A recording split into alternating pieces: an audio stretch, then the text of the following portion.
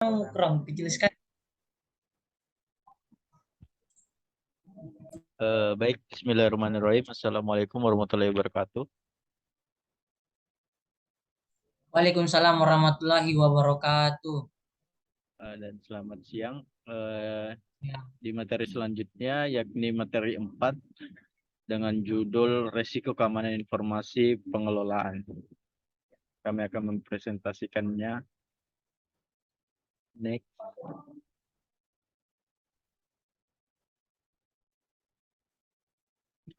Dalam bab ini, kita akan belajar tentang konsep manajemen risiko keamanan informasi utama, menentukan di mana data berharga berada, teknik penilaian risiko cepat, bagaimana manajemen risiko mempengaruhi berbagai bagian organisasi, bagaimana melakukan kategorisasi informasi, seleksi, implementasi, pengujian kontrol, keamanan, dan otorisasi sistem informasi untuk operasi produk. Next. Baik, yang pertama itu kepemilikan risiko. Sangat penting bahwa risiko bagi organisasi dikomunikasikan secara efektif kepada pemimpin senior dengan rencana yang efektif dan dipikirkan dengan matang untuk mengurangi risiko. Sementara kepemilikan risiko duduk bersama tim eksekutif suatu organisasi, merupakan tanggung jawab profesional keamanan informasi untuk menyampaikan fakta mengenai risiko organisasi, ditambah dengan rencana tindakan dan diperlukan untuk mengurangi risiko ke tingkat yang dapat diterima. Disinilah pemahaman yang efektif tentang organisasi berperan. Manajemen risiko dan kepemilikan risiko adalah dua hal yang sangat berbeda. Next. Apa itu manajemen risiko? Ini adalah jebakan yang sangat umum bagi seorang profesional teknologi informasi untuk berpikir bahwa mereka adalah pemilik risiko karena mereka tanggung jawab atas sistem informasi. Profesional TI mungkin cenderung membuat keputusan yang berhubungan dengan risiko sistem TI yang tidak berhak mereka buat, yang dapat menyebabkan paparan yang tidak disengaja bagi organisasi. Risiko harus dikomunikasikan ke hierarki organisasi atau pemilik risiko melalui proses manajemen risiko yang berulang. Dan siapa yang memiliki risiko organisasi? Kepemilikan risiko adalah topik yang sangat penting dan mendapat perhatian yang cermat saat ini berhubungan dengan pelanggaran skala besar dan sistem informasi pemerintahan dengan sektor swasta. Di masa lalu, banyak organisasi memandang risiko keamanan informasi sebagai sesuatu yang menjadi tanggung jawab divisi TI, suatu organisasi. Meskipun ini bukan dan tidak pernah praktik yang dapat diterima, ini adalah beberapa banyak organisasi yang secara efektif memandang kepemilikan risiko dalam organisasi mereka. Next. Kepemilikan risiko. Memahami kepemilikan risiko dan siapa yang tidak memiliki risiko sangat penting untuk membuat keputusan risiko yang tepat dan mendukung tujuan bisnis dan misi organisasi. Yang pertama itu kepemilikan risiko dipegang oleh C-suite atau orang-orang di tingkat ruang rapat. Yang kedua, kemampuan untuk memiliki risiko terkait dengan otoritas dan kemampuan untuk meningkatkan dana untuk mengurangi risiko. Yang ketiga, kepemilikan risiko dipegang oleh sama itu. Selanjutnya yang keempat, sangat penting bahwa risiko bagi organisasi dikomunikasikan secara efektif kepada pimpinan senior dengan rencana yang efektif dan dipikirkan dengan matang untuk mengurangi risiko. Next. Apa itu manajemen risiko? Manajemen risiko ini merupakan suatu aplikasi dari manajemen umum yang mencoba untuk mengidentifikasi, mengukur, dan menangani sebab akibat dari ketidakpastian pada sebuah organisasi atau perusahaan. Next, selanjutnya akan dibacakan oleh Ridwan Junaid. Oke, apa itu manajemen risiko? Sementara kepemilikan risiko duduk dengan pemimpin paling senior dari suatu organisasi. Manajemen risiko adalah olahraga tim. Manajemen risiko mulai dari karyawan, lean, lini depan, paling junior, hingga manajemen junior. Penerimaan risiko tidak dapat didelegasikan. Keputusan kepemimpinan risiko harus dibuat oleh pemilik risiko dan harus dikomunikasikan secara efektif oleh manajemen risiko.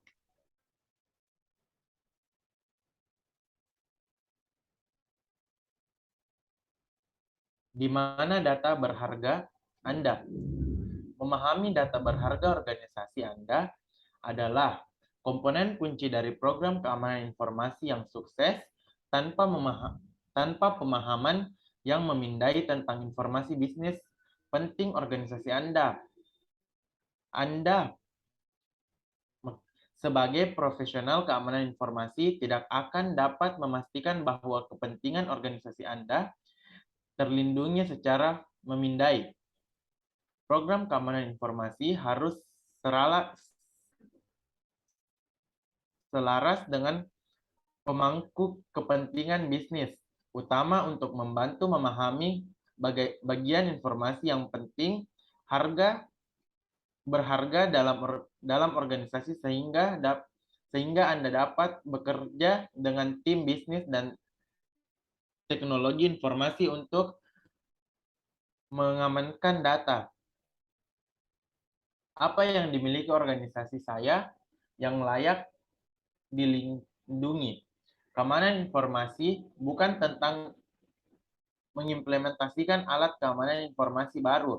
Ini tentang melindungi aset informasi sensitif organisasi Anda.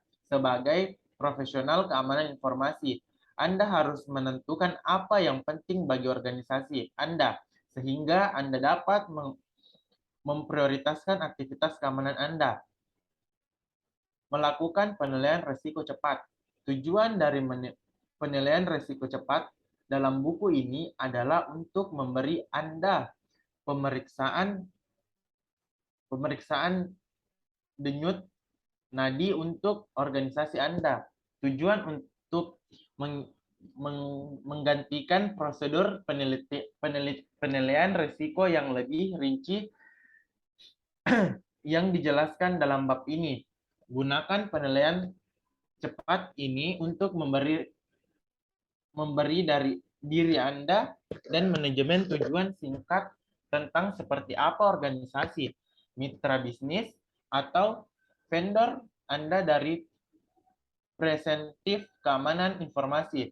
Saat mempresentasikan hasil penilaian cepat ini, Anda harus memastikan bahwa Anda memberi tahu manajemen Anda bahwa ini adalah pemeriksaan nadi dan bahwa mereka harus mengharapkan lebih banyak dari presentif risiko keamanan informasi. Selanjutnya akan dibacakan oleh Muhammad Alif Marwan.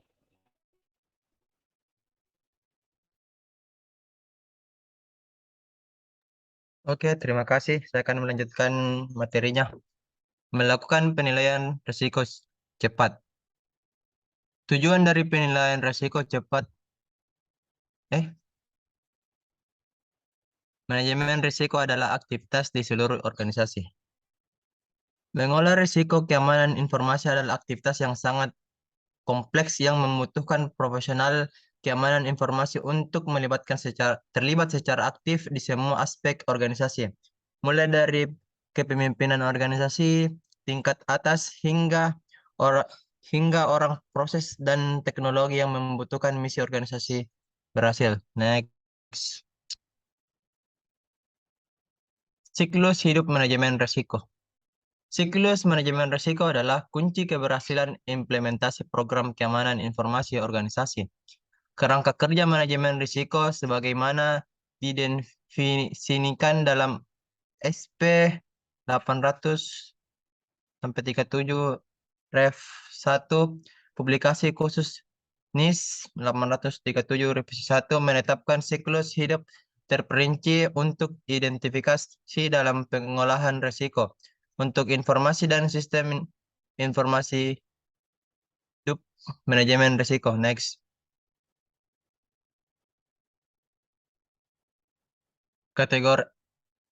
Kategorisasi informasi.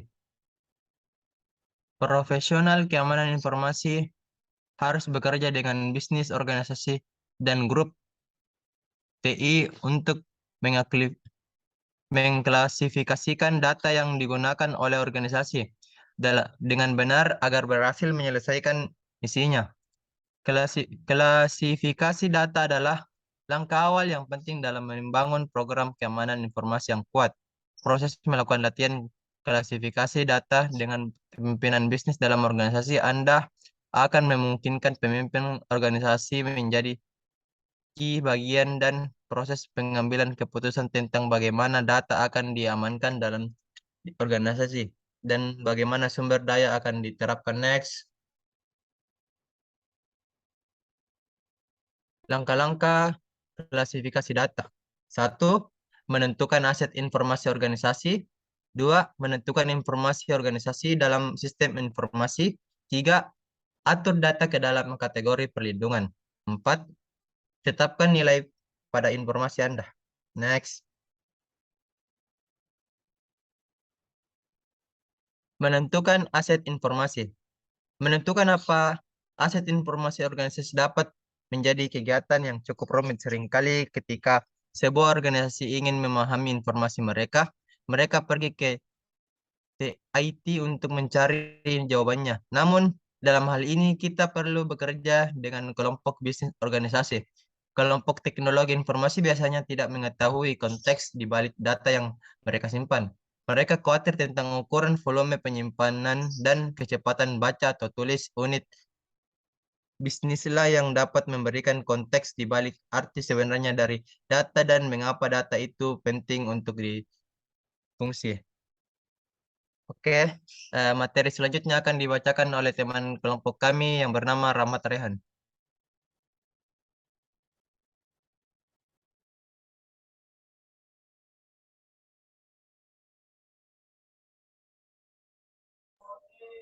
Oke, baik.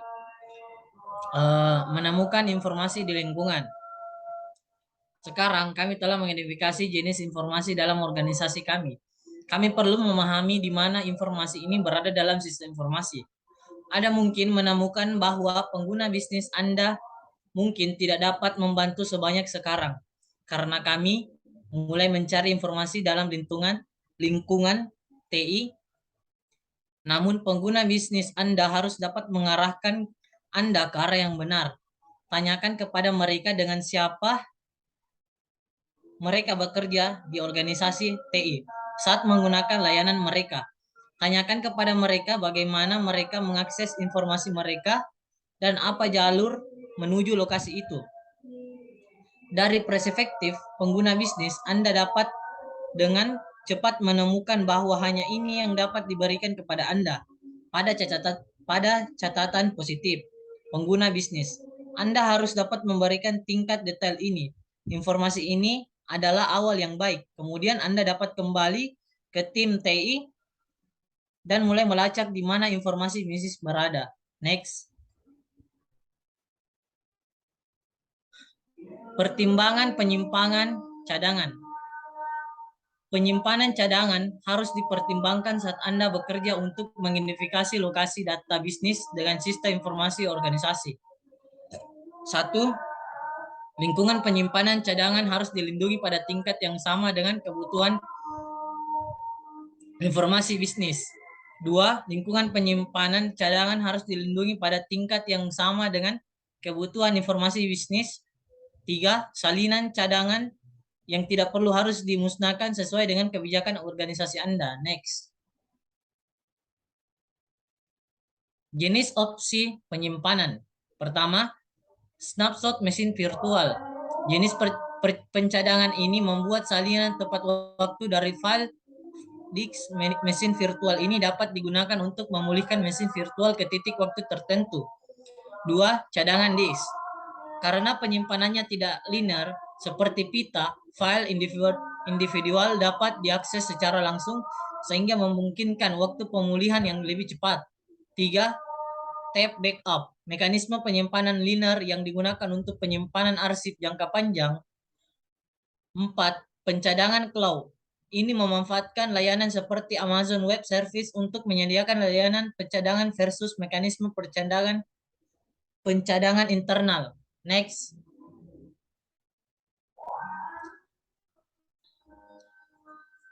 Pilihan kontrol keamanan. Umum, Anda selalu perlu menerapkan kontrol keamanan di lingkungan Anda. Misalnya jika tim jaringan telah menerapkan kontrol khusus pada jaringan Anda tidak perlu menerapkan kembali kontrol tersebut. Namun, Anda perlu memastikan bahwa kontrol umum Anda ada dan dipelihara karena kontrol bersama ini memastikan keamanan data Anda. Kontrol kompensasi. Anda tidak selalu dapat menerapkan kontrol keamanan sebagaimana dimaksud. Terkadang, menerapkan kontrol keamanan akan membuat sistem informasi tidak dapat digunakan. Penerapan kontrol kompensasi memastikan bahwa fungsi nasionalista keamanan yang diperlukan ditambahkan ke sistem informasi yang menggantikan hilangnya kontrol keamanan yang tidak dapat diterapkan. Kontrol keamanan tambahan. Garis dasar kontrol keamanan Anda mungkin bukan satu-satunya. Tepat, Anda menarik kontrol keamanan. Next.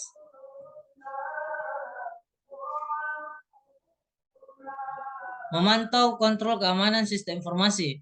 Sekarang kita memiliki sistem informasi produksi yang telah diotorisasi penuh untuk dioperasikan oleh seorang pemimpin eksekutif dengan otoritas yang sesuai untuk menerima risiko atas nama organisasi. Sekarang kita perlu memulai proses operasi dan pemeliharaan. Beberapa faktor yang mengikis keamanan sistem informasi adalah sebagai berikut. Pertama, kebutuhan untuk menambal. Kerentanan baru ditemukan setiap saat. 2. Perubahan pada sistem.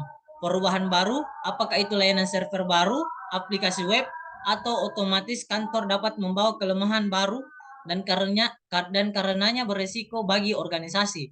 3. Jalur dengan presentasi paling rendah. Untuk memenuhi harapan pelanggan operator, sistem dapat mengambil jalan pintas dalam keamanan informasi. Next.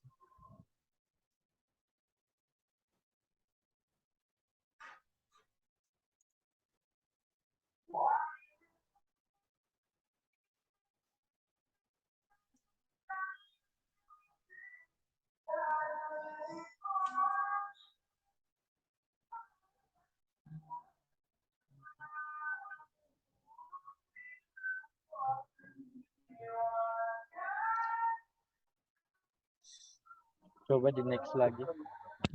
di next lagi.